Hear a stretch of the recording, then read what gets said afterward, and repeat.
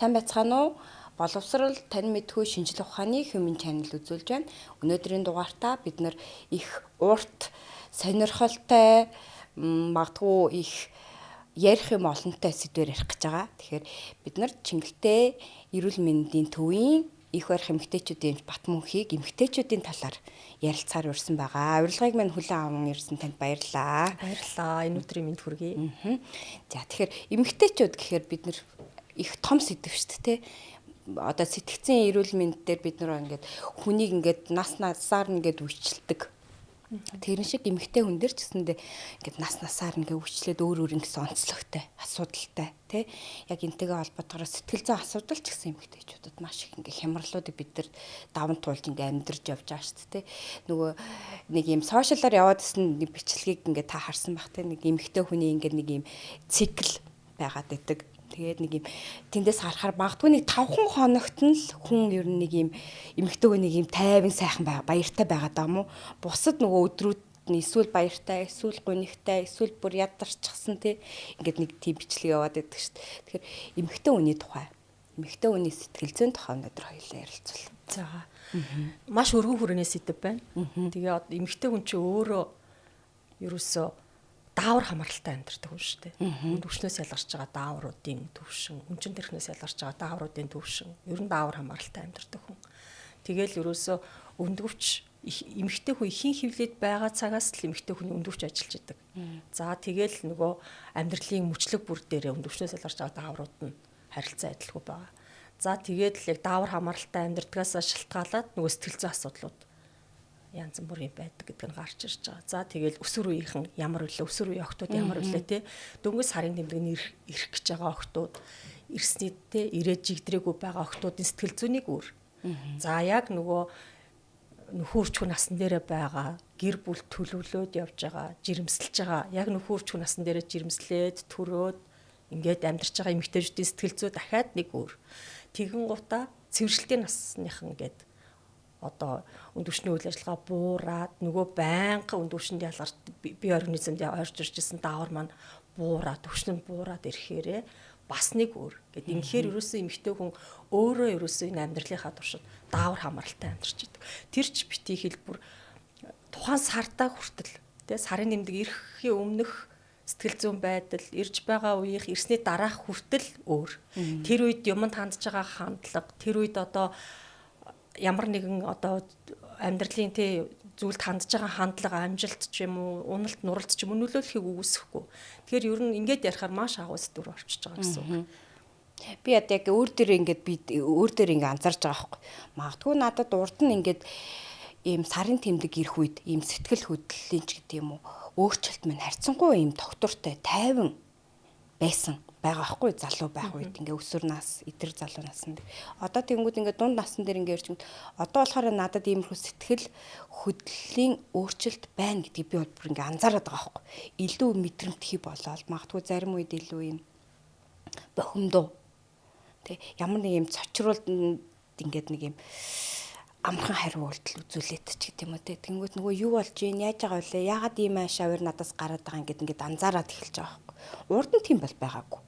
Одоо тэгээ цаашдаа энэ байдал маань бүр ихсэх юм уу, багасах юм уу бас тэрийг бас сайн мэдэхгүй тий. Тэгэхээр яг сэтгцээр ч гэсэн бид нэр ингээд хамгийн их тохиолддог асуудал бол мэдээж өсвөр насны охтуудын сэтгэл зүйн асуудал яригддаг. Жирэмсэн, төрөх, төрсний дараах сэтгэл готрал, сэтгэл түгшилтүүдийг яг ингээд сэтгэл зүйн асуудлыг их гардаг гэж ингэж хүмүүст ингэж илүү их анзаарагддаг үе нь тэр шүү дээ тий. Тэгэхээр яг энэ мөчлгүүдтэй холбоотойгоор сая яг дааврын доор л ингэж байна гэсэн шүү дээ. Даавар яаж эмэгтэй хүнд үйлчлээд иймэрхүү асуудлууд үүсээд байгаа юм бэ?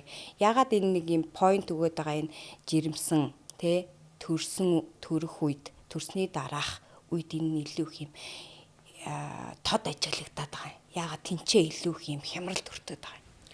Одоо ингээд нөгөө эмэгтэй хүн хүүхэд насн дээр явж гин тий. Тэр үед өндөвчний үйл ажиллагаа бол өндөвчнөөс ялгарч байгаа даавар харьцангуй тогтвортой. Тэгэн гот нөгөө шилжилтийн насныхан ирнэ.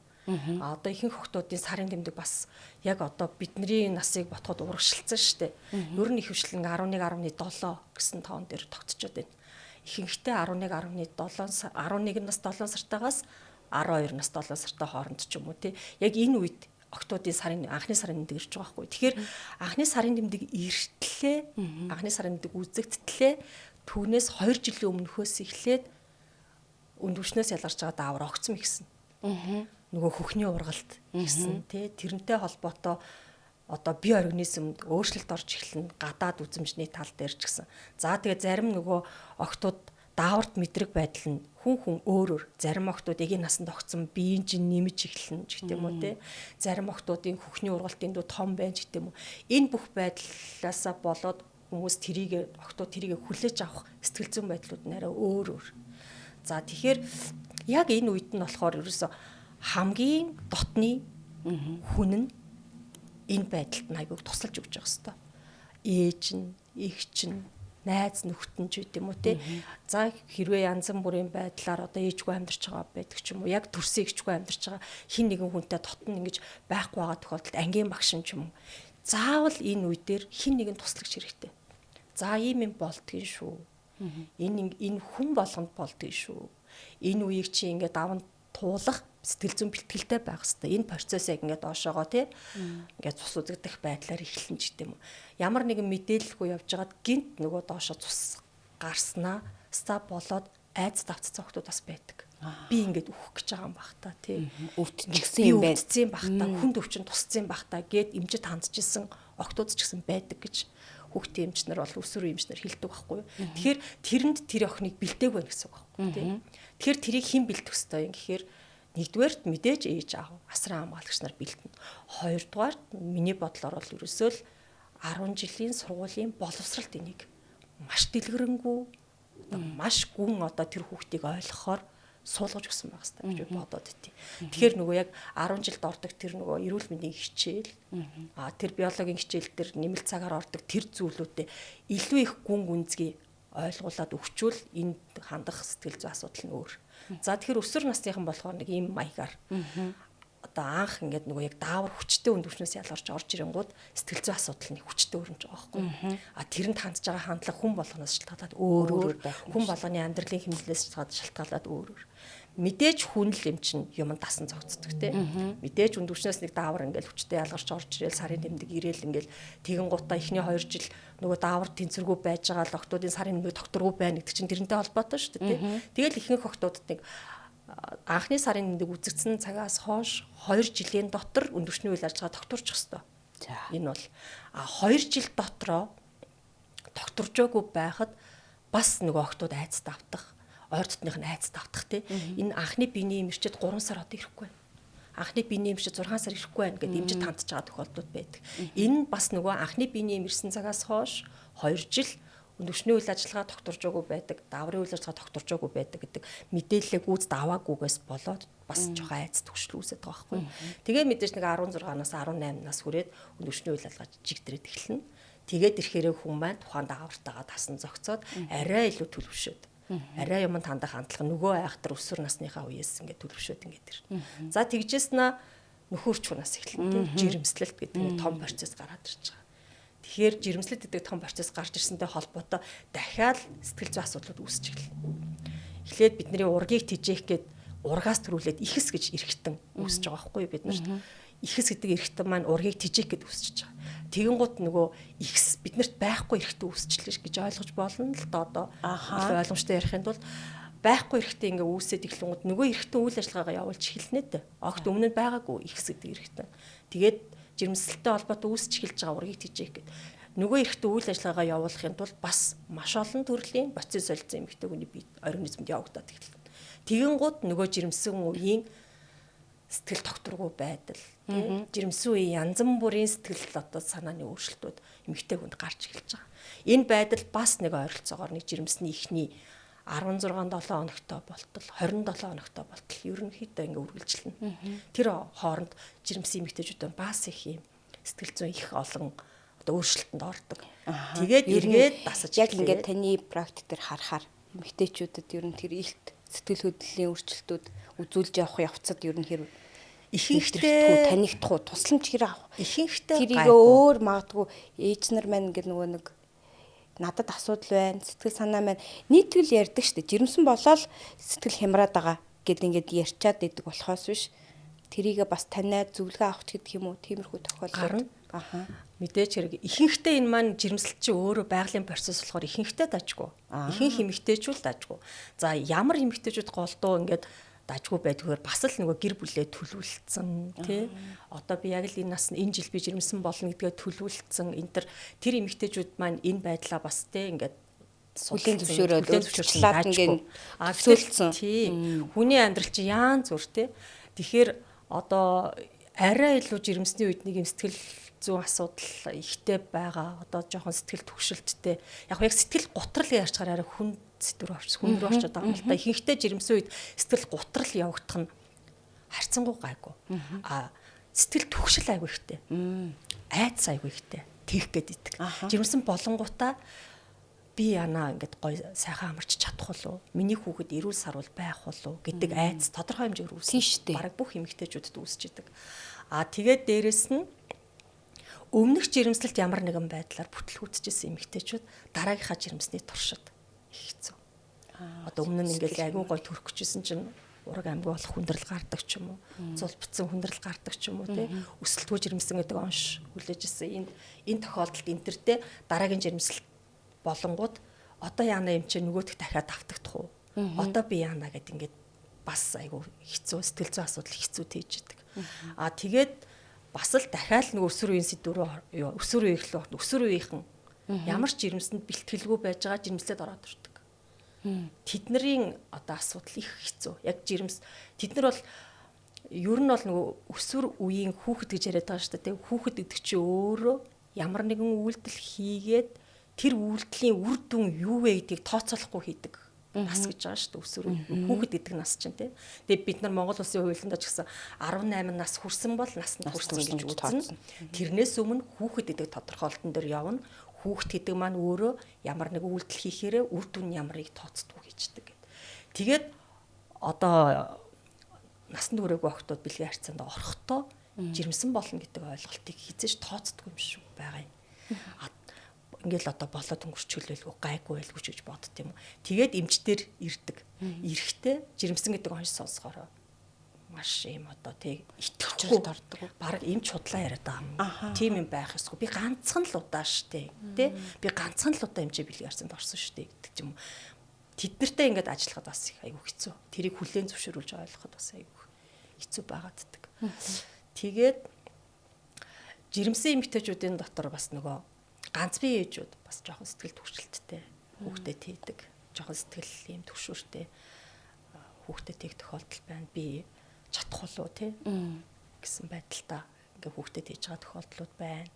За тэгээд өмнөх жирэмслэлт нь асуудал үүссэн. За мэдээж хэрэг одоо энэ нийгэмд гэр бүлийн хүчирхийлэлтэй эмэгтэйчүүд жирэмсэн тий.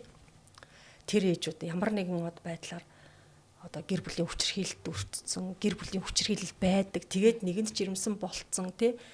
Нэгэнд жирэмсэн л болцсон хойно тэрийг тэгээл одоо төрүүлэхээс өөр аргагүй шүү дээ. Ер нь бол жирэмсний 10 сар нэг одлын богино хугацаа юм шиг боловч яг ингээд туулаад явхад бол бараг бүтэн жил шахуу тий. Маш их үеийг дамж туулж идэг юм үед байнга гэр бүлийн хүчирхийлэлтэй байх ч юм уу тий. Тийм байдалтай байхаараа бас тэр ээжүүдийн сэтгэл зүй бас хэцүү идэг. Тэгэл тэрэнд бол бид нар айл болох нөгөө мэрэгжлийн талаасаа туслах гэж зөвлөнө. Сүүлийн үед бол бид нар жирэмсэн ээжүүдтэй бас бүр ингээд бид нар чинь их барих эмэгтэйчүүд дэмжнэр шүү дээ тий. За бүр давхгүй ингээд тохиолдол гарахад бүр нарийн мэрэгжил яг сэтгэл зүйч рүү. За миний охин чинь нэг сэтгэл зүйчтэй нэг хандаад үз. Сэтгцэн эмч манай одоо сэтгцийн 3 эмч байгаа тий. Аль нэгэнтэй уулзаад ингээд үз. Цаг аваад ороодох. Сэтгцэн эмчлэхээр манайхан ч нэг юм галзуу хүн үздэг юм шиг ойлгоод идэг. Сэтгцэн кабинет гэдэг ингээд одоо дүүрэг болгон дээр байгаа шүү дээ. Өөр нь бол дүүрэг болгон дээр байна.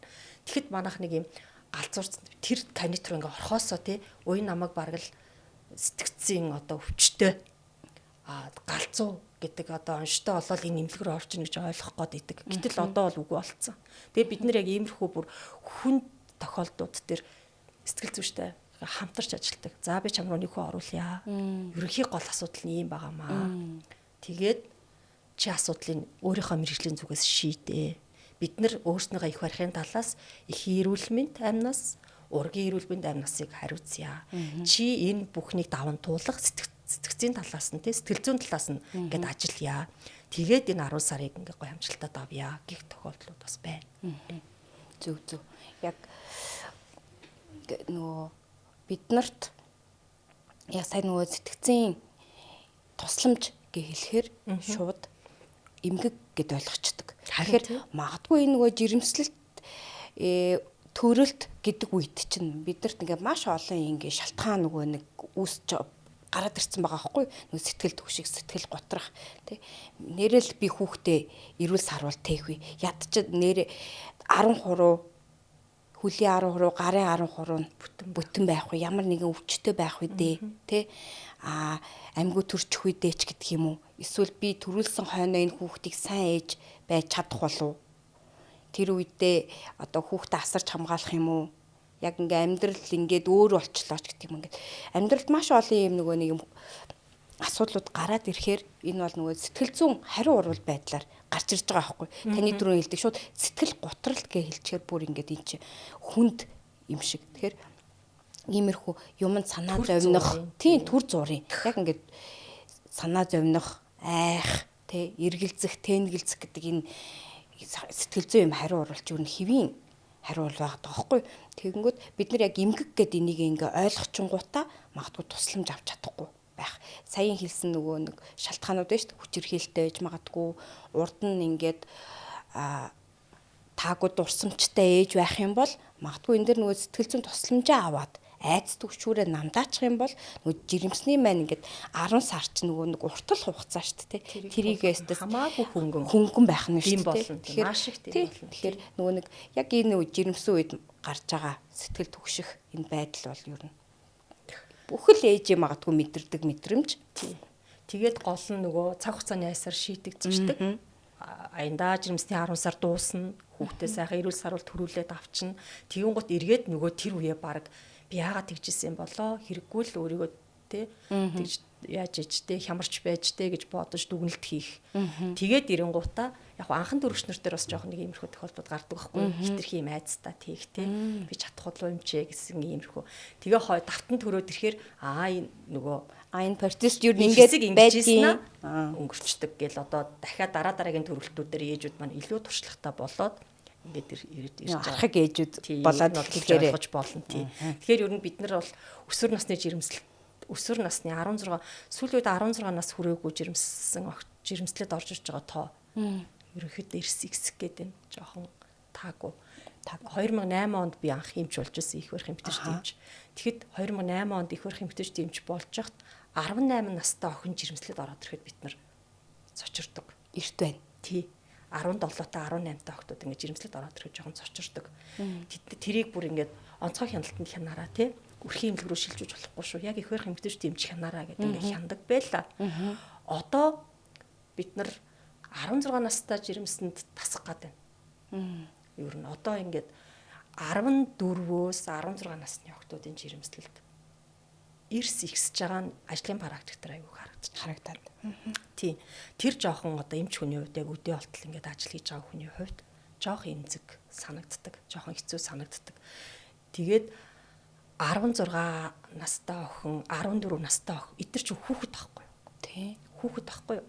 Тэгэхээр бид нар тэр 14-тэй охиныг хизээж том болцсон гэж бодож болохгүй. 16-таа хизээж том болцсон гэж бодож болохгүй. Харахад аягаа угааждаг, шалаа угааждаг бид нар том болцсон юм шиг харагдаж байгаа ч гэсэндээ яг нөгөө том хүний амьдрал руу ороход тэд нар бүр нэг сартаач болоогүй байгаа юм шиг тийм ойлголттой байгаа шүү дээ. Өөр нь бол тий. Хэрэгтэй хүнтэй яаж харьцах вэ? Бэлгийн харьцаа яаж хийх вэ? Тэр бэлгийн боловсролын хувьд бол тэд нар бүр 0 сартаа бараг тий бүр нялхаараа байгаа байхгүй. Тэгэхээр бид нар одоо энэ биеийг ингээд бие махбодын хувьд бол хөгжүүлчлээ тий. Ерөнхийдөө ингээд одоо сайхан өсгөө хүмүүжүүлж одоо дараагийн асуудлууд эхэлнэ. Одоо бэлгийн амьдралын талаар тэр талын аюулгүй одоо алхмуудын талаар бид нар л сургаж өгч шүү дээ. Ээж аав нь сургаж өгч шүү дээ. Ер нь бол мэдээж бид нар нөгөө түрүүний хэлдэг боловсролын салбар энд бас илүү жоохон түлхүү оруулж өгвөл надад их зүгээр санагдаад. Яагаад боловсролын салбар гэж яриад байна гэхээр өсвөр насны бэлгийн боловсролыг нийтээр нь олох хэрэгтэй. Нийтийн эрүүл мэндийн хүрээнд олох хэрэгтэй байхгүй юу? Нийтийн эрүүл мэндийн боловсрал олгох үйл ажиллагаа хамгийн үр дүнтэй үйл ажиллагаа байдаг. би хин нэгэн эмэгтэйг хин нэгэн ганцхан тэр ангид 20 охин байхад тэр 20 охиноос нэг нь л алдаа гаргачаад байхад би тэр нэг л охинтой тулж харьцаад би нөгөө 19 охинтой харьцаж чадахгүй шүү дээ. Аха. Ер нь над дээр ирсэн нэгтэй л би харьцаад шүү дээ. Цаан 19 охинд ямар асуудал тулгарч байгааг би мэдэхгүй шүү дээ. Тэгэхээр нийтийн эрүүл мэндийн боловсрал маань тэр бүх 20 охинд хүрэх үр дүнтэй байхгүй. Нийтийн эрүүл мэндийн боловсрал ямар үр дүнтэйг бид нар ковидын үед харсан шүү дээ. Ковид гарлаа, цар тахал гарлаа. Бүгдөө маска зүгээрээ тий. Бүгдөө одоо хөл хоройгоо ингээд хаана явахдаа яах вэ тий. Олон нийтийн газар явахдаа яах вэ. Бүгдөө гараа угаагаараа маска зүгээрээ. Нийтээрээ бид нар Монгол улс даяараа маска зүүж сурсан шүү дээ. Гараа угаагаа сурсан. Энийг яаж нийтээрээ сурсан? Нийтийн эрүүл мэндийн боловсролын бодлогын хүрээнд сурсан байхгүй. Яг энэ шиг өсвөр насныханд нийт одоо бэлгийн боожил тал дээр нөхөрчгүй тал дээр нийтээр нь боловсролыг маш хүчтэй олгож иж дараагийн асуудлууд одоо ноцтой асуудлууд гарахаас маш сайн сэргийлж өгнө гэж би боддгийн хувьдаа. Тэгээ би энэ тал дээр бол яг над дээр ингээ хүнд кейсүүд их орж ирсэн тохиолдолд яг л надад тийм л бодол орж ирсэн. Нийтээр нь эднэрийг боломжтой байсан шүү. Нийтээр нь эднэрийг ямар байна. Тэгэхгүй өсвөр насныхан жирэмслээд ороод ирэхээр өсвөр насны охтууд ямар нэгэн асуудал гарахаар хүмүүс ихэвчлэн хойд эцэг юм болов уу? Аль эсвэл үнчин юм болов уу? Аав ээж нь хоёулаа нас орсон юм болов уу гэдэг ойлголт шалтгаан байхгүй юу? Нэг юм шалтгаан хайгаад. Гэтэл үгүй. Аав ээж нь хоёулаа байдаг. Охтууд ч асуудал дөрж болдог тийм. Одоо жишээ нэг кейс ярихад тэр бол аав ээж хоёр нь 40 нас хүрээгүйсэн. Охин өөрөө 16 нас хүрээгүйсэн. Охин бол маш хүмүүжлтэй. Аав ээж бол миний охин бол охиноо жирэмсэн болсныг ингээд охин 4 сартаа жирэмсэн онцлогдчихсэн л та. Тэгэл ерөнхийдөө нөгөө өсвөр насны охтууд ингээд нөгөө цээж жижигтэй хөх жижиг гин төр байдаг болохоор жирэмслэл ирэнгууд хамгийн түрүүнд мэдэгдэх шинжтэнд хөх томроод эхэлдэг охтуудын. Тэгэл ээж нь ер нь бол баг хөхийн үзүүлэх гэж орж ирж байгаа байхгүй. Манай охин хит том болох гэдэг. Энэ ойрт ингээ хөх нь илүү ингээ томроод байна юм чи. Зүгээр үү те гэсэн ийм хандлагаар ээж орж ирсэн. Тэгээ ээж орж ирээд үзүүлэхэд охин 4 сартаа жирэмсэн байсан. 16 нас хүрээгүй байсан. Ээж болохоор 40 нас хүрээгүй байсан. Тэгээ ээж охин хоёулаа амар тийм хэцүү байдалд орсон л доо. Тэгээ ээж болохоор ингээд ерөөсөө охиноос илүү хэцүү байдалд орж байгаа байхгүй. Яагаад ийм юм болчих вэ? Энэ манай охин өглөө болгон бит хоёр цэцгэж сургуульд нь хөргөж өгдөг. Орой болгон яг цагтаа тараад ингээд ирдэг. Бит хоёр охтуудаа маш сайн анхаардаг. Бид нар охтуудаа ингэж өдрөөс ингэж анхаардаггүй тийм аав ээж биш. Бит хоёр ингэж ээлжинд хондоггүй, тэгдэггүй. Охиноо одоо миний охин хаана явж сургуультай явж байна. Сургууль дээрээ байна. Одоо тарах гэж нүгэд ингэдэг гэдэг ч байна. Тэгээд мэдээж охин бол ээжээ хажууд юу ч яриаггүй.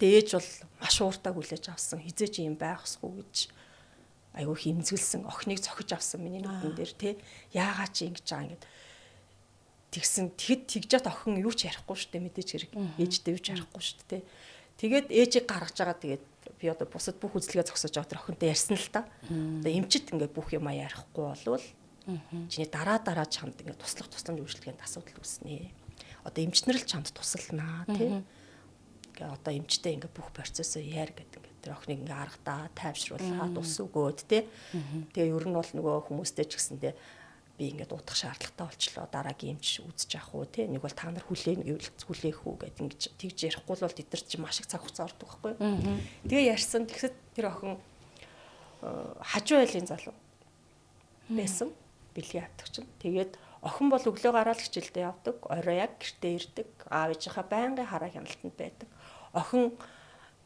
1-2 удаа биеийн тамирын хичээл тасалсан байсан. Тэгэл тэр хугацаанд тэр хажуу айлын залуу бол 20 гарсан. Тэ? Тийм айхтар би бол энэ кейсэн дээр миний хувьд бол аюу хэмзэглэжсэн. Ерөөсө хинээч санаанд орохгүй. Би тэр охиныг тгээ ярихад ч гэсэндээ ийм юм байдаг л юм баг та. Байдсан биш дээ гэж ингээ бодож байгаа байхгүй.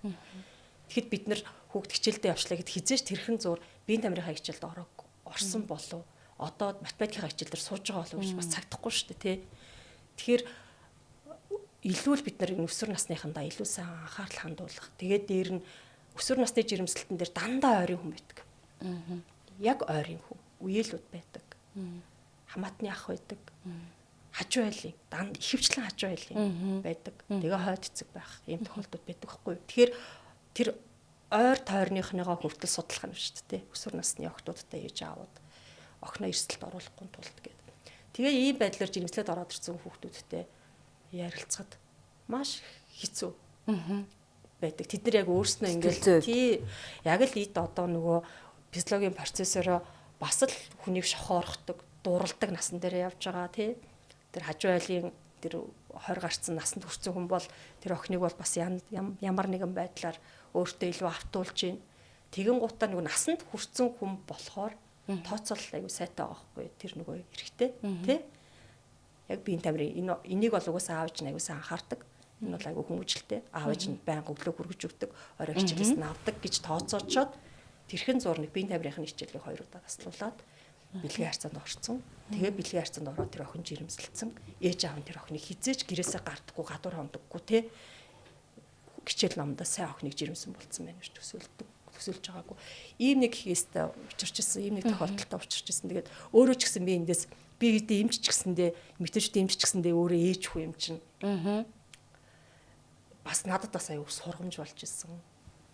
Нэг ийм кейс. Тий. Яг өсвөр нас энэ эмзэг яг энэ үед чи илүү их анхаарлаа өөрийгөө ч айгу таньж мэдэхгүй байгаа үе шүү дээ. Сэтгэл зүйн үед ч гэсэнд яг энэ үедээ авсан сэтгэл зүйн гэмтлүүд тухайн хүнд ингээ зан үеийн өөрчлөлтөнд их оруулдаг гэж бас үздэг байхгүй.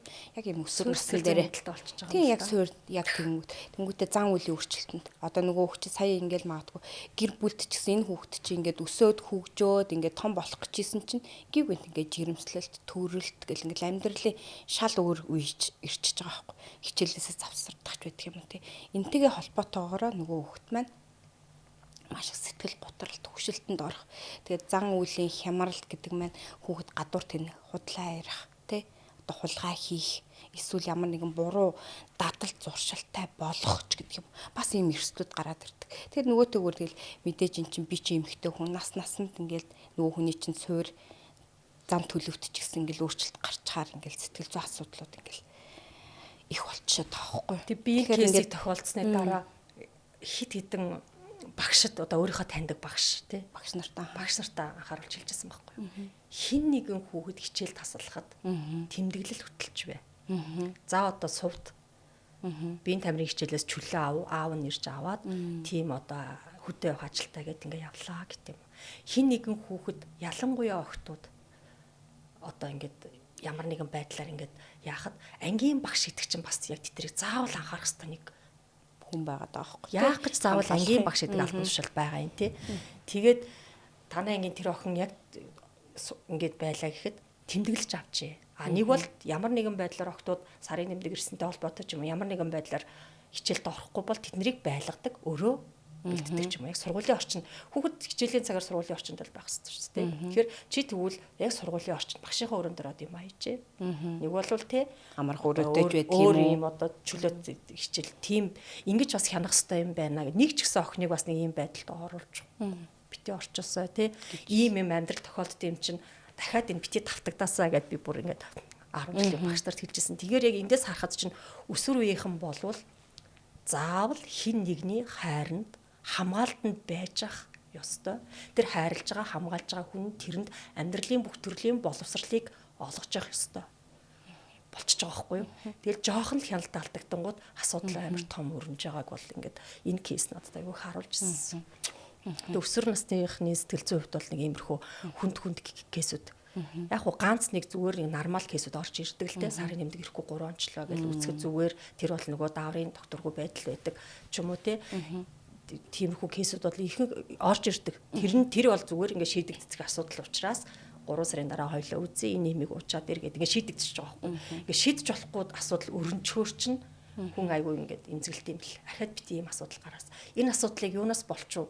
Яагаад энэ охин ийм байдалд хүрчүү гэд ингээд нөгөө агуулгыг ингээд том болгоо ботоод эхэлт юм билээ. Аав ээж нь анхаарч байна. Охин хичээлдээ сайн байна уу байна. Хүмүүжлтэй байна уу байна. Гэтэл энэ охин тийм эрсдэл үүссэн байхад энд ямар алдаа гарч вэ?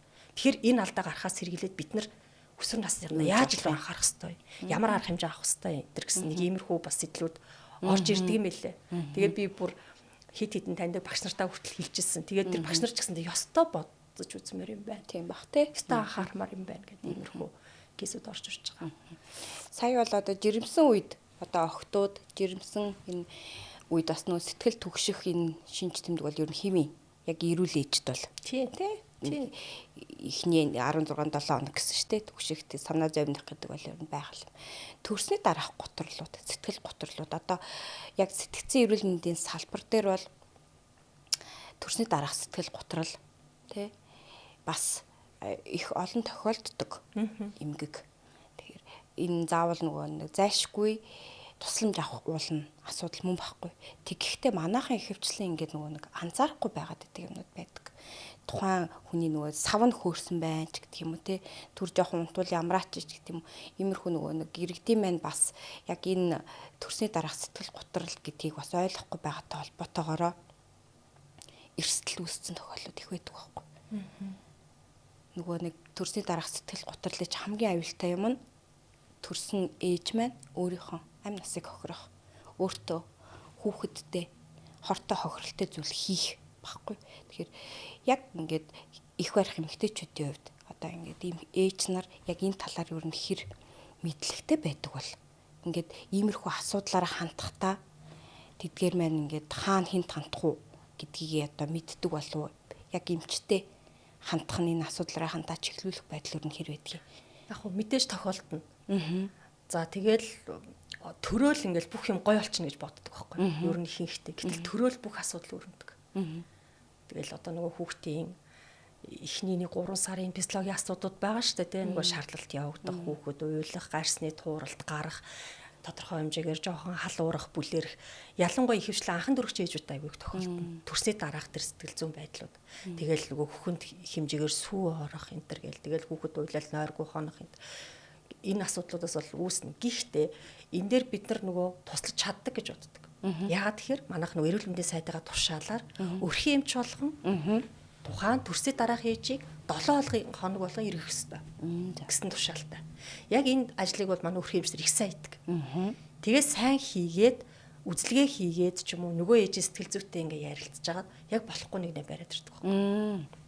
Тий. Тэгэхээр нөгөө бодлого гэдэг чинь юм амар чухал байгаа байхгүй. Яг үнэхээр эрүүл мэндийн сайд тушаалаа гаргаа баталсан. Тэр тушаалын дагуу эмч ажиллаа хийх ёстой. За төрсөн ээж заавал сэтгэл зүй болон бие махбодын төлөвлөлтөөс мэдээ ирсэн. За тэр эмэгтэй тэдэнд хот тэр эмэгтэй тэдэнд төрсөн шүү. Тэдний хүүхд гаргасан шүү. Одоо ингээ өнөөдөр эмнэлгээс гарч ирнэ. Тэрийг ингээ авдаг тусгаа одоо мэдээ авдаг тийм ажилтангуудтай. Тэгээд нөгөөдөл чинь ээжийн төрсөн мэдээллийг авангуудаа 7 хоног болгооч иргэнэ. Иргэж авах хугацаанд одоо манайх ингээ очихоор эмч ингээл очихороо хүүхдийн жин үтсчээл явцсан ш. Ээжийн даралт үтсчээл явцсан штэ гэдэг нэг тийм ойлголт аваа. Тэр хоорондоо тэр эмч маш их зүйлийг анзаардаг байхгүй. Савн дээр нэг дараад, гидсэн дээр нэг дараад үсэх шиг л болдог. Савны агшилт хэр байна. Дарахад өвдөлт байна уу? Гидсэн дээр дарж байхдаа тухайн ээж халууныг мэдэрч байна. Энэ ээж халуурч байна уу? Яаж юм те? Тэгээ хүүхдээ бас үтсэж байна. Тэгээд ирээд үзлэгийн явцад ямар нэгэн таагүй байдал үүсэх юм бол хоёулаа нарийн мэрэгжлийн эмч рүү явъя. Их барих эмэгтэйч төрийн эмч рүү явъя гэд ингээд ирдэг. Тэгээ ирээд яг хаа тодруулахад ихэнхдээ төрсний дараах асуудлууд яг хаа мэдээж нөгөө савны агшилттай холбоотой л үүсэж байгаа асуудлууд байдаг л да. Бас л дааврын өөрчлөлттэй холбоотой үүсэж байгаа асуудлууд гардаг. Гэхдээ ихэнхдээ энэ асуудлууд айтаахан цэгцрээд өнөөдөр ямар хоногоор цэгцрээл 7 хоногоор цэгцэрсээр байгаа л тухайн эмэгтэй энэ физиологийн процесс учраас айтаахан болчихдог байхгүй. За тэгэл хүмүүс асууж л байдгийн төрөө савн хөрөө тэр хүн галзуурсан гэсэн. Тийш. Гисэн мэсэн гэж ингэж яриад байдаг байхгүй яг ингээ хараагүй. Яг одоо миний практикээр бол ингээ төрөөд төрсний дараа сав хөөрөөд тэрнээс л галзуу ингэж онш тавигдчихсэн тохиолдол одоохондоо л тохиолдог байна. Яг та нарт бол бас орж ирдэг гэж болох юм тий. Яг энэ төрсний дараах сэтгэл готрал бас энэ төрснөөр сэдэгддэг бас сэтгцэн эмгүүд гэж бас байдаг. Тэнгүүд манайха яг ингээд төрсний дараах нэг юм айдас төгшөөрт автаал эсвэл сэтгэлээр унаал гутраал байгаа ээж нарыг шууд л савн хөрчлөө. Тэ? Савн хөрснөөс болоод л ийм байдалд орчлоо гэдэг юм ярьдаг байхгүй. Тэгэхээр зарим талаараа энэ дааврын өөрчлөлттэй холбоотойгоор бас нөгөө тухайн ээжд маань сэтгэл төгшөлт, сэтгэл готрал маань төр зур үүсээд арилчж болно. Тэ? нөгөө нэг бас нэг асуудал нь юу байдаг вэ гэхээр магадгүй тухайн хүний одоо удамд нь асуумжинд тий ямар нэгэн сэтгцийн асуудал байсан. Урд нь магадгүй сэтгцийн эмгэг тухайн хүнд ямар нэг сэтгцийн асуудал байсан байж болдог байхгүй. Тэнгүүд тэрүүгээрээ төрөлт одоо энэ дааврын өөрчлөлттэй холбоотойгоор тэр нь сэтгэгдээд сэтэрсэн байх боломжтой бас байгаад байдаг. Тэгэхээр төрсний дараах юм сэтгэл готрол, сэтгэл түгшэлт энийг ингээ хөнгөн нэг сав хөөрөөл түр ингээд нэг юм бариулаад ч юм бариа хийлгээд юм нэг тан уугаад ч гэдэг юм уу те байдлаар арилчихна гэд нөгөө хүнийхээ байдлыг илүү хөндрүүлсэн тохиолдлууд гараад идэг байхгүй. Тэгэхээр тухайн ингээд төрсний дараа тухайн ээжэд те шалтгаангүйгээр уйлах, хоолндоо дургуулах, нойргуудах те хүүхдэд асарахгүй байх, өөрийнхөө талаар сөрөг зүйл ярих. Одоо би энэ хорвоод төрөх байх хэрэггүй хүн юм байна. Би ээж байх ирэхгүй хүн юм байна. Би ер нь хүүхэд харж чадахгүй юм байна.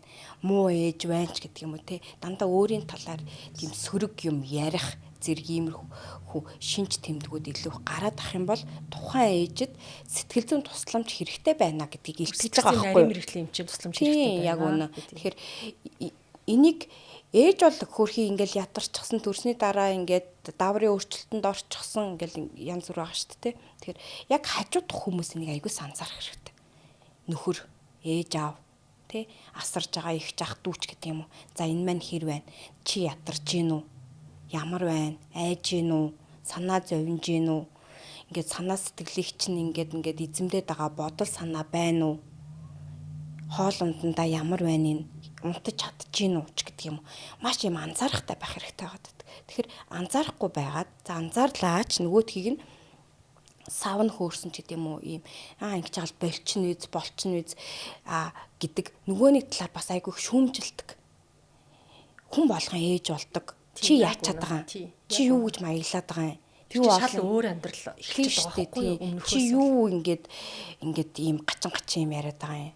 Ганцаар ээж болцсон юм шиг ч гэдэг юм уу те иймэрхүү юм сөрөг байдлаар нөгөө ээжийг буруушаач ингэж буруутгах ингэж бүр сэтгэлийг ингэж зовоодаг байхгүй. Тэгэхээр маш их мэдрэмжтэй гасаа гэж боддог. Бүр дан ялангуяа нөхрийг яг энэ ээжийн сэтгэлзүүд хүн чинь амьдралынхаа туршдал ямар нэгэн хайранд хайр дутагдгаар л асуудал үүсдэг. Ер нь анхаарал дутдаг ингээл угаасаа л нэг тийм хайранд хажууд нэг ингээд хань байж байгаа хэвээр өсвөр наснд аав ээж хоёулаа байж байгаа хэвээр нөхөрчгүй наснд жирэмслээд төрсний дараа ханижил бас ээж аавуудын тусламж байж байгаа хэвээр ч гэдэг юм уу те. Ерөөсөө ингээд тэр болгон ингээд жоохон алдагдчихаар л нөгөө эмэгтэй ер нь нэг жоохон сэтгэл зүй асуудал үүсч эхэлдэг гэдэг нь ер нь анзаарагддаг шүү дээ ер нь. Одоо ингээд жирэмсний хяналтан дээр нөхөр нь давуулаад ирээд те. Нөхөртөөгөө хамт ирээд үзүүлж байгаа эмэгтэй. Нэг өөр. За тэгээд ганцаараа ирээл те.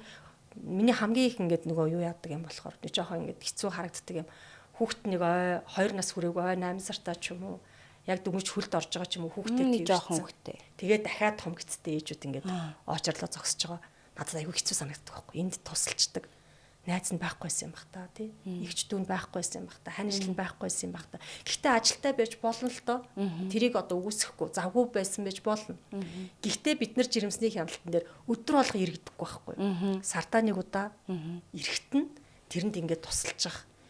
Тэр нөгөө гисэнд байгаа хүүхдийнхаа төлөө эмчтэр ирж яхад нь нөгөө хүүхдийг нь ингээд хөтлөөд саатуулаад тий. Ингээд нөгөө гисэнд байгаа хүүхдээ илүү сайхан амраан болон тех нөхцөлийн ерөөсөө энэ болгон чинь жоохон л тус байхгүй юу.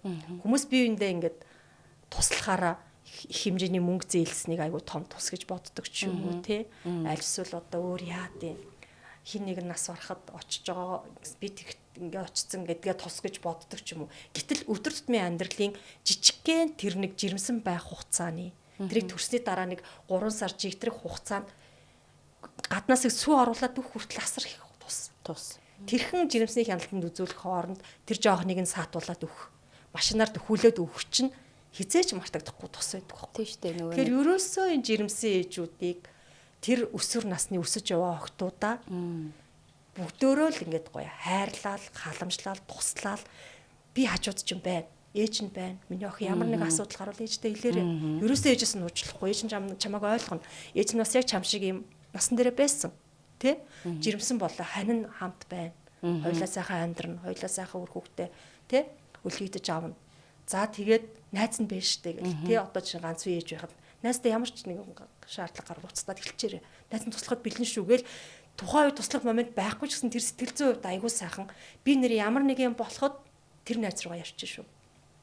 Надад ямар нэг юм болоход хань минь байгаа шүү. Ээж байгаа шүү гэд ингэж тэр хүнд нэг их үүсвэрээ шүү. Нэг юм авах те.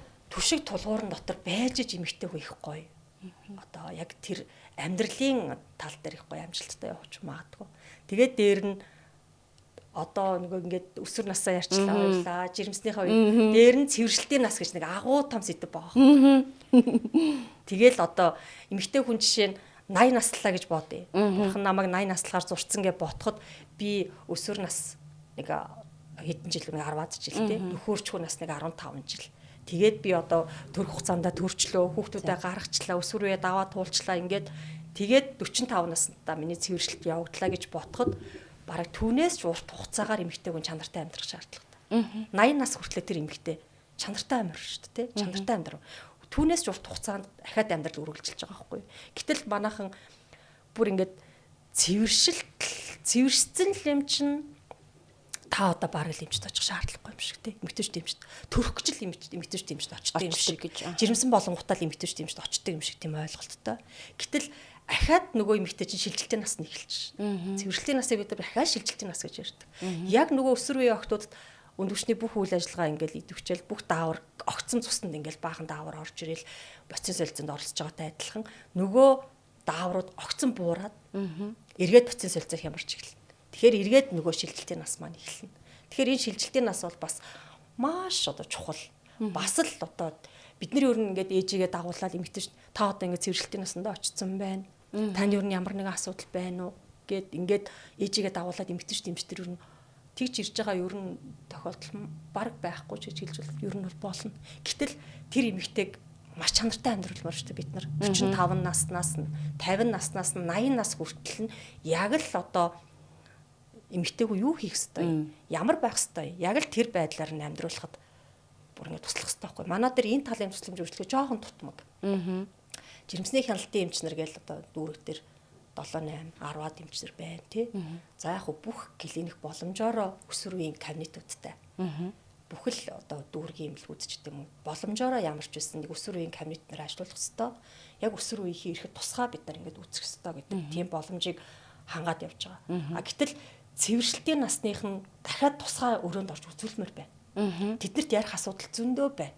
Тийш үү. Илүү их зөндөө асуудал маш олон зовиорууд байна. Архаг гууж хүчин сэтрэн нөгөө сэтгэл санааны асуудлууд ч нөгөө жирэмснээс ч илүү.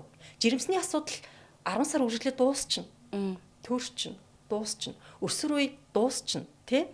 Нэг хэдэн жил бас нэг даавар өөрчлөлтөө ингэж явж байгаад дасан зогцоод насанд хүрээд тэр асуудлаа өөрөө ойлгоод ухаарад ингээд дуусчихна. Гэтэл цэвэршилтийн насныхан чинь тэрнээс ч урт хугацаагаар даавар амралтаа 15 жил ерөнхийдөө 10-аас 15 жил үргэлжилнэ гэж хэлдэг чинь тийм. Янз бүр цэвэршилт маш эрчимтэй одоо сарын тэмдэг ирэхэ болсноос хойш ойролцоогоор 3 жил орчим. Илүү тэр дааврын хямрал нь илүү зөөрөд байх нь тий. Тэгээд одоо яс маш их сэрэгжиж эхэлнэ. Сэтгэл санааны хувьд маш их хэцүү байдалд орно. Нөгөө даавар цуснд байх ёстой төвшөнд буурсантай холбоотой боцын солилцооны айгүй хямрал гарч ирнэ. Боцын солилцооны хямралын одоо биднэрт мэдэгддэг шинж нь хөлрөх.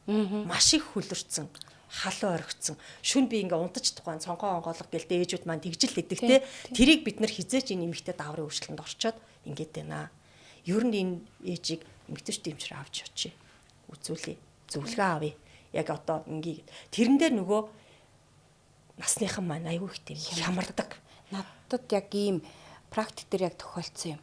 Багш хүн байсан. Тэг яг энэ нөгөө нэг бие махбодын шинжүүд нь маш их амар их халуун оргиод хөлрөөд бүр цээж нь ингээд шатаад ингээд бүр ингээд шатж байгаа юм шиг мэдрэмж төрдөг. Тэгээд би сүүлийн үед бүр ингээд юм л бол уйлмаар ингээд бүр сэтгэл хямраад сэтгэлээр унаад ингээд маш хэцүү байсан гэд яг ингээд үзүүлээд ингээ арай гайгүй нөгөө зовиорууд намсаад ингээ тайвшраад тэгээд тэр үедээ тэгж ярьжсэн байхгүй зовиороо. Би өста багш хүн тэгээл өста хичээлээ зааж байгаа нийс гэл ингээл амар сонир мэдрэмж төрөнгүүт нь баг тэр ингээ тэр халуун шатж байгаа мэдрэмжээс чинь би бүр цээжээ яраад бүр ингээ хүүт уусаар шавшмаар санагдтлаа би бүр ингэж байж чаддаг байсан штэ. Би өста хэцүү байдаг байсан. Яг тэр үедээ би яхаач мэдэхгүй ингээд байдаг байсан. Харин одоо ингээд би яг энчээ нөгөө бас манай нөгөө нэг тусламж авч байгаа байхгүй сэтгцэн эрхлэлийн төвөөс тусламж авч байгаа байхгүй тэр чинь. Тэгээд нөгөө хит мэдрэгшилтэй байгаад байгаа байхгүй яг сэтгц талаас бүх юм дуу, чимээ, халуун, хүүтэн, нойр тэ тэрийг чинь үүсгэж байгаа суур нь тэр дааврын өөрчлөлт нөгөө тэр цэвэршилтийн процесс тэр үеийн процесс солилцоо нэмэггүй байгаа байхгүй. Тэнгүүд тэмдэр чинь нөгөө нэг шинж тэмдгийг нь илүү их нөгөө нэг дараад сэтгэл зүйн талаас нь нөгөө хүнд чинь дэмжлэг үзүүлчингүүд нөгөө харьцангуй нөгөө нэг юм бүр юм хүчтлийн байдал нь буураад арай тайвшраад одоо би ингээд нэг арай тайв юм шиг болохоор болж гин тэ ингээд нэг сайхан унтчул ингээд нэг арай жоохон тайвширчул энийг ингээд даваад гарах би одоо энийг ингээд яаж би ингээд хэдэн жил ингэж байх юм болоо гэж би бүр ингээд айжсэн гэж аахгүй одоо надад арай нэг би энийг даван туулах боломжтой юм шиг санагдчихээн би арай тайвширч чинь тэрнээс би яанаа л гэж бодоод ирсэн гэдэг байгаа байхгүй тэгэл би яг тухайн нэг бодоод ямар хэцүү мэдрэмж болоод энэ хүн харьцангуй багш хүмүүс чинь юутай шүү дээ төвчээртэй ёс зүйтэй болохгүй гэдэг юм барьер ихт. Тэгэхэд би хичээл дээрээ ч хамаагүй бүр ингээд цээжээ ярмаар ингээд санагдах хүртэл бүр ингээд зовлонтой байдаг штэ гэж хэлэхээр ямар хэцүү мэдрэмж вэ гэж яг бодож исэн байхгүй. Тэгээд над дээр нэг юм телевизэн сэтгүүлч хандчихсан. Одоо би яалтчгүй л одоо телевизэн сэтгүүлчгээрээ бас тодорхой хэмжээний эрүүл мэндийн боловсралтай тодорхой хэмжээ өөртөө ингээд хэрэгтэй мэдээлэл олоод уншчих те. Тийм баа штэ. Тэгээд тэр болохоор одоо яг би ингээд цэвэршилт ингээд явагдана гэдэг би мэдж байгаа. Цэвэршилтийн үед ингээд халууд өгдөг, ингээд хөлөрдөг байрдаг нийтлэг мэдж байгаа. Би ойлгож байгаа. Тэр олгоныг би ингээд түр хугацаагаар үргэлжлээд ингээд даваад туулж байх гэж бодож байгаа. Гэтэл би мэрэгжлийн онцлогтой холбоотой эфирт гараад яг ингээд нөгөө эфирт олон хүний өмнө гараад эфирт гараад яг нөгөө мэдээгээ уншиж хахад яг нөгөө ингэж хахад ингээл нөгөө халуун оргилж явагдал хамаг биений хөлс гарангууд миний бүх анхаарал ингээд сарнаад би ажиллаж чадахгүй байна. Яг ингээд өвнөх шигээ би ингээд ажиллаж чадахгүй байна. Тэр байдал миний ажлын чанарт маш их яг амьдралын чанарт айгүй нөлөөлдөг юм бэл. Миний ажлын чанарт бол айгүй их нөлөөлж байна. Одоо би яах вэ? Тэр бүр тэгэхээр цэвэршилтийн үеийн тэр процесс солилцооны хямрал тэр дааврын өөрчлөлтүүд эмчит хандхаас өөр аргагүй бас нөхцөлийг бүрдүүлж байгаа зү тийм. Тэрийг засдаг эмнүүд зөндөө байна. Тэрийг засаад бид нар зөвлөгөө өгөөд те бүх талаас нь анхаарна. Үтрэндээ та ямар гээл хэрэглэх үү? Дотроос тэр халуун оргиж байгаадаа ямар юм уух уу? Энэ байдлуудаа даван туулахын тулд хинээс дэмжлэг авах уу те? Ямар одоо амьдралын хэмнэлтэй амьдрал зүгээр үү? Ингээд мэрэгжлийн хүнээс зөвлөгөө авчгараа тэд нар чинь шал өөр болоо авчдаг байхгүй. Тэгээд тэр нөгөө халуун оргисон үедээ би яах вэ гэдэг байгаа. Ер нь бол би яг гинт ингээд хөлөрсөн үед яах вэ гэдэг жоо. Тэнгуут нь би нөгөө нүүрний ингээд нөгөө дууссан мист байгаа шүү дээ. Үс рүү ингээд цацдаг. Та тийм савтаа устаа яваад. Одоо би танд им бичиж өгнө. Тэр имээ уугаад ирэхээр халуун оргилж арай багасаад ирнэ. Тэр савтаа устаа яваад халуун оргисон үедээ яг мист цацж байгаа шиг ингээд цацж байгаа. Яг тэрхэн зур танд их таатай мэдрэмж өгнө.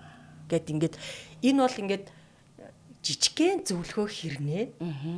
Одоо заа нэг ийм бичдэг юм чиж юу аах уу чимээр юм шиг хэрнээ тэр хүний амьдралын чанарт бол асар их нөлөөлж байгаа байхгүй. Тэгээ дараа нь тэр их чи эргээд иржсэн. Ерөнхийдөө цэвэрлэлтийн насныхан өдөрт нэг за нэг 8-8-аас доош халуун оргилжтой бол өөрөө даван туулаад тийм. Манай Монгол эмэгтэйчүүдийг төвчээртэй шүү дээ. Төвчээл те. Нэг бол хоорондоо биенээсээ ингээл зөвлөгөө аваад ингээл төвчээд яваад байдаг байхгүй. За тэгээд өдөрт 10-аас дээштэй халуун оргиж байгаа эмэгтэй.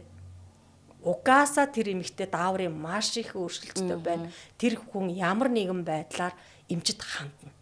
Тэгээд тойрол явааддаг манайха. Эмэгтэйчдэр эмчтэр ирдэггүй. Зүрх дэлсээдэн зүрхний эмчтэр очно. Сэтгэл санаа тавгүй байна, нойргүй байна, мэдрэлийн эмчтэр очно, тэ. Одоо өөр яад вэ? Би ер нь бамбаатай болцсон юм шиг байна гээл одоо бамбаа эмчтэр очдог ч юм уу, тэ.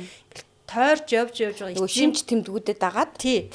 Нөгөө процесс солилцоотой холбоотой гарч байгаа шинж тэмдгүүдэд дагаал зүрхний эмчтэр очивол, бамбаа эмчтэр очивол, тэ. Тэгэл мэдрэлийн би унтгаачлаа гэж мэдрэлийн эмчтэр очиж унтуулдаг эмчүүлэл яваад идэг боловч эцсийн дүндээ нөгөөдхийг үүсгэж байгаа суур нь цэвэрлэлтийн үеийн дааврын хямрал байхгүй. Тэгээд ирэхээр бид нар тэр нөгөө дутагдаад байгаа дааврыг бид нар эмчилгээний тунгаар, зохих тунгаар стандартаар нь нөхөөл өчгөд тэр эмэгтэй амьдрал хэвэн болоо явчихдаг байхгүй. Тэгэхээр энэ талын тусламж үйлчилгээ жоохон одоо ирнэ. Гэхдээ одоо миний хувьд бол миний хүсэж байгаа юм бол дүүрэг болгон дээр өсвөр үеийн эмч байна. Дүүрэг болгон дээр эмэгтэйчүүд эмч байна гэж байгаатай адилхан зөвхөн цэвэрлэлтийн насныхныг үздэг эмчтэй болчмоор санагдаад байдаг. Би зүгээр өөрөө дотроо ингээд яг энэ мэрэгжил дээр ингээд удаан ажилласан хүний хувьд. Тэгээ хөрхий зарим нэг нь бүр ингээд болохоо хагаад ирнэ л дээ. Би ирэхээр одоо 60 настай ихч ирж байгаа байхгүй юу? 60 настай ч юм уу 55 настай ч юм уу 65 настай. Баахан жирэмсэн эмэгтэйчүүдээр очирчдод арай гэж орч ирлээ. Би коридор сууж байхдаа маш их хичлээ. Их санаа зовлоо. Намайг одоо яагаад эмэгтэйчүүд юм чи үүдэн дээр энэ эмэгтэй ингээд сууж байгаа юм бол Настаа хүн тэнцээ сууж ийн гэж хүмүүс бодохгүй гэж би ингээд маш их санаа зовлоо. Гэтэл тэднэрт цэвэршилтийнхнийг үздэг кабинет нээчүүл тэрэн дотроо яг л тэр төвчнийхээ хүмүүстэй орчрлол үзүүлээл хоорондоо асуудлаа яриад эмнэлгийн тусламж үйлчлэхийгээ хүртэл тэд нар маш тайв авах гэдэг байхгүй. Тэгэхээр миний хувьд бол бас нэг эмэгтэй хүний амьдралын циклтэй холбоотой маш гоё одоо гол анхаарах бас тэр амьдралыг нь маш чанартай байлгах нэг үе бол яалчгүй цэвэршилтийн насны үе байгаад тийм. Тэгээд одоо паранцууд гэхэд 70 настай эмэгтэйчүүдээ бүгдийн заавал дуудаж эмэгтэйчүүдийн эмч нь үздэг гэж байгаа. Бүр ер нь манай Монголд ийм насжилтын байдлын асуудлууд жоохон алдагдсан тийм. Настай хүмүүстэй ханддаг. Одоо настай хүмүүс үзүүлдэг гэхээр нэг даралтны ихтэй зүрхний эмчтэр очдог ч юм уу. Өөр тэр нэг архаг гууч өвчнөтэйгээ холбоотой л тусламжийн үйлчлэгээ аваад идэг болохоос биш яг тэр хүнд архаг гууч өвчин байхгүй ингэлээ гэхэд амьдралын чанараа сайжруулад нөгөө настай хүмүүс нь одоо совилалт явж штэ ер нь бол өөр ингээд явах гэхээр тэр талын юунууд нь одоо тусламж болон нийгмийн ажлууд энэ төр жоохон юм ховор юм шиг санагдаад байдаг байхгүй. Тэгээ би өөрөө нөгөө яг цэвэрлэлтийн насны настай хүмүүсийг бас үздэг тийм мэрэгжилтэй болохоор энэ чиглэлийг илүү гоё ингээд хөгжүүлэх юмсан. Энэ хүмүүстэй хандаж тусламж үйлчлэгээ үзүүлэх юмсан. Аав ээж маань эрүүл сарвал 80 настай ээж маань эрүүл сарвал бидний амьдралд ч гэсэндээ гоё штэ тий. Гэтэл тэднэрт бид нар ингээд тусламж үйлчлэгээ үзүүлж чадахгүй тэднийг ингээд чанаргүй уйтгартай нэгэн хэвийн тэгэл одоо эмчид хандах гэхээр та настай юм чин та цэвэрсэн юм шиг гэдэг хандлагаар хандаад ахаар тэр хүнд гонигтаал байгаа. Тэгэхээр энэ талын тусламж үйлчлэгийг илүү гоё хөгжүүлж өгүүлсэн гэдээ би дотроо боддгийг. Монголд ерөнхийдөө тэтгэврийн насны 300 мянган иргэн байдаг. Тэрний 70% нь эмэгтэйчүүд. 30% нь эрэгтэйчүүд юм байна. Тийм судалгааны үр дүн харсан. Тэгэхээр эндээс би юу асуух чинь гэхээр эмэгтэй хүн нь нөгөө дундаж наслтыг ингээ харахаар бас эмэгтэйчүүдийнх эрэгтэйчүүдийнхаасаа арай өндөр 9.8-аар өндөр байгаа даа шүү дээ. Тэгэхээр эмэгтэйчүүд одоо хоёулаа ингээ цэвэршээлт ингээл энэ эмэгтэйчүүдийн уртнаас аз жаргалтай амьдралын тухай л ерөнхийдөө яриад байгаа шүү дээ. Тэгэхээр яг энэ эмэгтэйчүүдийн амьдрал энэ нөхөн өрчхүн асуудал ер нь хизээ хүртэл үргэлжилдэг юм бэ. Одоо цэвэршилтээр л ер нь эмэгтэй хүн одоо энэ хосын амьдрал дуусчихж байгаа юм уу? Тэр нөгөө бэлгийн харилцаа тий тэр хосын харилцаа асуудал үүсдэггүй. Энэ нь эмэгтэй хүнд хэр урт байдгийг, эрэгтэй хүнд ямар байдгийг тэр талаар. Яг хоо эрчүүдийн талаар бас нэг сайн дэлгэрэнгүй ойлголт ярьж чадахгүй ч магадгүй. Эмэгтэй хүний хувьд яг хоо ерөнхийдөө яг Монгол эмэгтэйчүүдийн цэвэршилт нэг 45-аас 53 насны хооронд тухайн эмэгтэй цэвэршилтийн процесс явуулж хэвийн гэж үзнэ. За. Яг хоо эрт цэвэршилтийн процесс болно. Эрт биений юм зогсоод би одоо өөрийгөө эрт цэвэршиж чинь гэж боддог эмэгтэйчүүд байна. Тэр удмын бас нэг жоохон тиймэрхүү бас нөлөө байдаг. Гэхдээ ихэнхдээ ерөн дундаж наслтыг 53 орчим, 50-аас 53 орчмын хооронд эмэгтэйчүүдийн сарын тэмдэг зогсоод тэр бол өндөвчний үйл ажиллагаанаас өндөвчнөөс ялгардаг байсан даавар л ялгархаа болчлоо. Тэгэл биений имэрхээ болчихж байгаа л процесс байхгүй юу. Тэгэнгүүт манайхан дунд яг уу тийм одоо би яана ингээд цэвэрчлээ тийм өөртөө таалагдхаа болчих юм болов ч гэдэг юм уу тийм. Миний бэлгийн амьдрал ингээд бас арай юм өөр болох юм болов энэ гэсэн тиймэрхүү хандлагаар хандна. ерөөсөө тийм байхгүй шүү дээ. Ерөөсөө л бэлгийн амьдрал үргэлжлэлгээрээ үргэлжлэнэ. Эмэгтэй хүн амьдралынхаа бүх туршид 80 настай эмэгтэй хүн ч бэлгийн харьцаа хийж болно. Тэр хийх нөхцөлийг нь бид нар буюу их барих эмэгтэйчүүд юмч тэр үтрийг тэ бэлгийн харьцаа хийхэд яаж таатай байх вэ тэр эмэгтэйд ямар нэгэн зовиргүй байх уу одоо тэр насанд одоо тэ ямар одоо байдлаар бэлгийн харьцаа хийж хэр одоо давтамжтай сардаа нэг удаа ч гэдэм 2 удаа хийхэд мэдээж нэг үтрээ гэдэг чинь өөрөө их салсархаг эргэтэн хөгшрөлттэй холбоотой одоо жилээс жилд жидгэрдэг ээж мэн гэл бид нар ярьдаг те жилээс жилд хүний бие организм жижигэрч байгаа үтрээний тухайн одоо орчин ч гэсэндээ өөрчлөгддөг байхгүй. Тэгэхээр тэрэнд нь тохирсон эрүүл мэндийн тусламжийг бид нар өгчнө. Эрүүл мэндийн боловсролын өгчнө. Тэгэхэд тэр бэлгийн амьдралын тал дээр бол цэвэрчлээ одоо миний бэлгийн амьдрал уйтгартай болох болов би бэлгийн харьцаа хийж болохгүй болов гэсэн ойлголт бол маш буруу ойлголт байхгүй. Ерөөсөө л болно. Ямар санаа зовхон байхгүй. Нэг 72 настай өвөө моёр. 72 нас хүртэл хамт амьдарч байгаа хоёр. Хоёулаа ирж үзүүлдэг гэсэн. Хоёулаа ирж үзүүлдэг. Тэгээд тэр өвгөн бол ихнэртэй их хайртай, халамжтай. Тэгээд ихнэрийнхаа цүнхийг бариад гадаа ингээд суугаад нөгөө ихнэр нь ингээд орж ирээд үзүүлдэг. Настай ихч орж ирээд үзүүлэх 72 настай. Өвгөн бит хоёр ингээд 72 хүртэл хамт амьдарч байгаа. Физиологийн л процесс юм чинь бит хоёр бас тий. Сартаа 1-2 удаа хоорондоо ойртноо. Тэгээд мэдээж тэнд чинь нөгөө бэлгийн харьцаа л явагдаж байгаа юм чинь үтрээний нөгөө бас жоохон асуудлууд гарч ирнэ. Тэ хүний л бие организм суур дархлаатай холбоотой тий.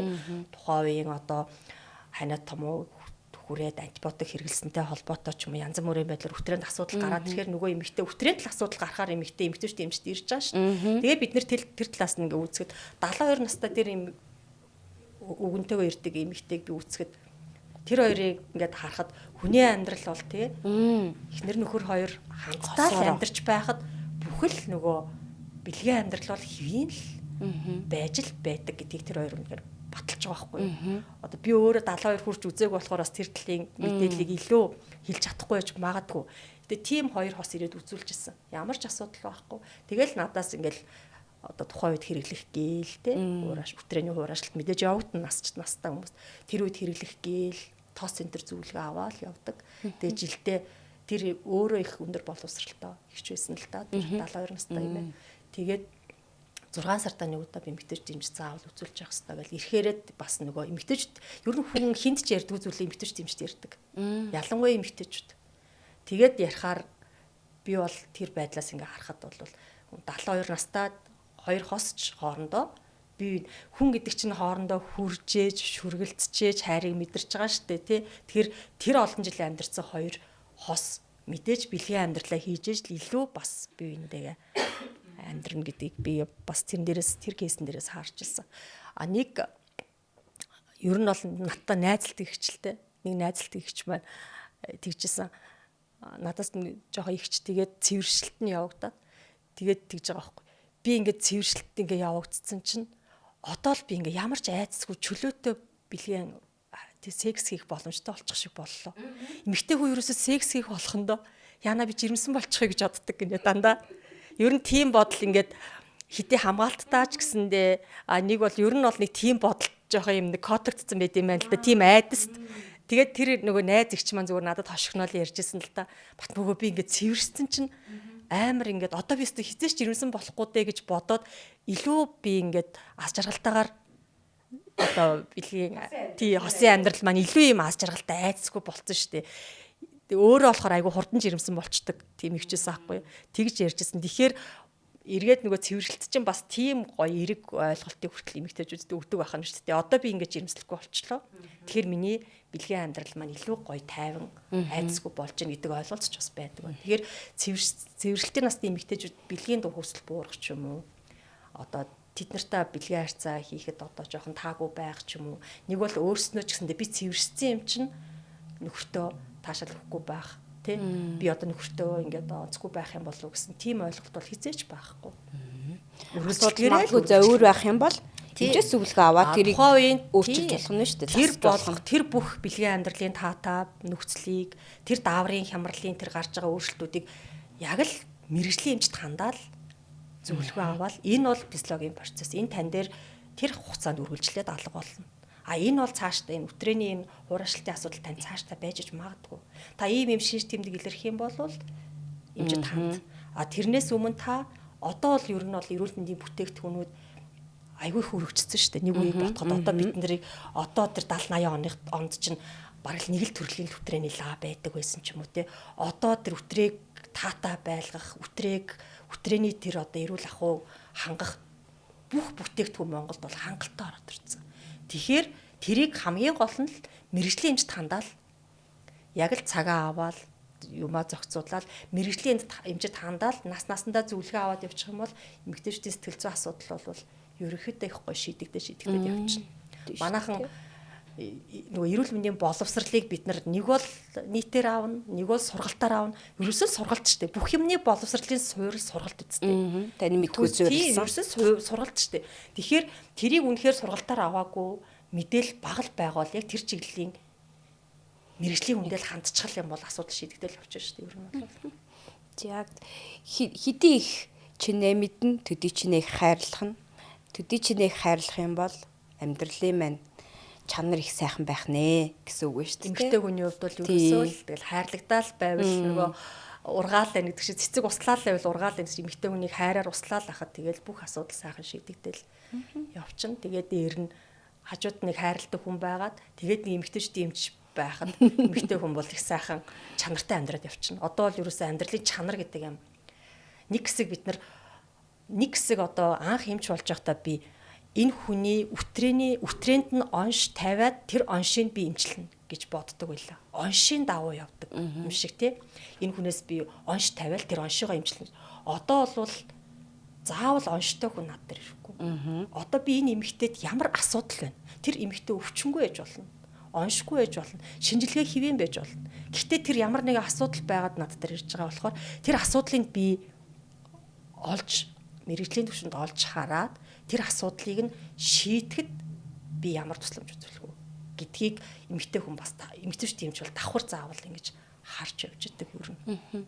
Тэгэхээр олон талаас нь л ер нь харж явж идэг. Тусламж үзүүлэх нь шүү дээ. Анх намайг эмч болж байхад одоо би 16 жилийн өмнө эмэгтэйчдийн эмч болж байхад ерөнхий үзлэг хий гэл ингэдэг байсан. Одоо бүр сайдын тушаал дээр бүр ингээ бидний нөгөө үздэг удирдамжин дээр хүртэл бүтэн биений үзлэг хий. Бүх хувцсыг тайлж үз гэдэг. Бүр тийм үг өгүүлбэр хүртэл ороод ирсэн. Тэр нь биднэрт эмчээ наа хүнд чинь гэр бүлийн хүчирхийлэл байх вэ? Энд тент нь хөхөрсөн, зодуулсан тэ янз бүрийн асуудал байх вэ? Тэрийг та олж тогтоогоод наад эмэгтэйдээ туслах ёстой. Наад эмэгтэйгээ чиглүүлэх ёстой гэд. Одоо ч бас нэг үеийг бодвол нөгөө хорооны нийгмийн ажилтнууд гэдэг айгүй мундаг хүмүүс байна. Тэгээд дээр нөгөө хамгаалах байр энэ төр гэдэг бас их байр маяртай болцсон юм биш үү те. Гэх мэтлээ ерөөсөө л эмэгтэйчүүдтэй харьцаж байгаа эмэгтэйчдийн эмч бол ерөөсөө тэр жирэмсний хяналтын явцын 10 сарын хугацаанд эхийн амь нас эрүүл мэнд, ургийн те амь нас эрүүл мэнд. Дээр нь тэр эмэгтэйн сэтгэл зүйн бүх асуудлыг ингээ хариуцаад ямар нэгэн асуудал гараад ирэх юм бол эргээд сэтгцэн эмчээс тусламж авдаг юм уу те. Цагтаагаас тусламж авах тохиолдол байна. Биднэрт бас илрүүлээд янз бүрийн илрүүлээд энэ ер нь би энийг ингэж бодож байна гэдэг хууль зүйн хүнээс тусламж авах тохиолдол байна. Ер нь нөгөө амьдрал баялаг болохоор маш олон юм тохиолддог л доо. Тийм бай. Яг тэгэхээр их олон сонирхолтой сэдвээр мэдээлэл авч чадлаа гэж бодож байна. Тэгэхээр урилгыг маань хүлээн авч ирсэн Батмунх эмчтэй их баярлалаа. Ажилд нь амжилт хүсье. Баярлалаа. Та нарын ажилд бас амжилт хүсье. Баярлалаа.